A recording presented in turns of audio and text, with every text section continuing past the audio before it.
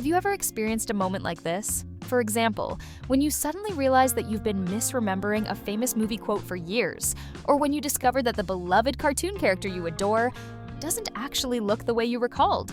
And the strangest part? When you learn that millions of people remember it exactly the same way as you do. That's precisely when you find yourself right in the midst of the Mandela Effect. So, what exactly is the Mandela Effect? In its simplest form, it's the phenomenon where a large group of people recall an event that never really happened, or remember an existing detail completely differently. A kind of collective memory error. Why is it called the Mandela Effect? Because it all started with the South African leader Nelson Mandela. Many people vividly remembered him dying while in prison during the 1980s. Some even claimed they had watched his funeral and seen it on the news. But what was the reality? Mandela was released in 1990, later became president, and passed away in 2013. When this mass illusion was noticed, paranormal researcher Fiona Broome coined the term Mandela Effect. All right, so we've got the name, but you might be wondering, what does this mean for my life? Hold on, this effect is right at the heart of popular culture. Ready? Let's fire up our brains! Star Wars fans, this one's for you. We all know that iconic line spoken by Darth Vader to Luke Skywalker. Luke, I am your father. But that line isn't actually like that. There isn't a Luke at the beginning, it starts with no.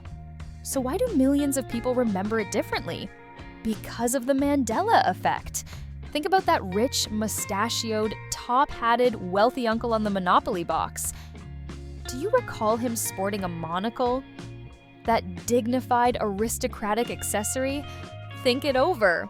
Are you sure? Because that uncle never, ever had such a monocle. The eyeglass that lives in our collective memory never actually existed. Who doesn't love Pokemon, especially the adorable Pikachu? Now, if I asked you about Pikachu's tail, do you remember it as a lightning bolt-shaped yellow tail with a black stripe at the end? If your answer is yes, welcome to the Mandela Effect Club, because there was never any black detail at the tip of Pikachu's tail. The tail is entirely yellow with just a little brown at the base. Then there's Looney Tunes, featuring Bugs Bunny and his friends, which is often remembered as Looney Tunes, with tunes implying cartoons. However, the correct term is tunes, meaning melodies or songs, a slight difference in spelling, yet a massive collective misremembering. And what about Mickey Mouse? Many people are absolutely sure that the beloved mouse had trousers with suspenders and remember him sporting suspenders. But in reality, Mickey Mouse never had any suspenders. One final example. Do you think Queen's "We Are the Champions" ends with the phrase "of the world"? No, none of the studio versions have those words. Yet in stadiums, everyone chants, "of the world." This is the power of collective memory. But why does this happen? Why do so many people remember things incorrectly? Scientists and theorists have a few ideas. Memory reconstruction. Our memory is not like a video camera. Every time we recall a memory, we actually reconstruct it. And in doing so, fill in the gaps with plausible yet incorrect details. A process known in psychology as confabulation. Repetition of misinformation. When a piece of false information, like that misquoted Star Wars line, becomes popular, hearing it repeatedly convinces us it's true. The internet accelerates this spread tremendously. Source confusion. We might confuse where we originally learned a piece of information.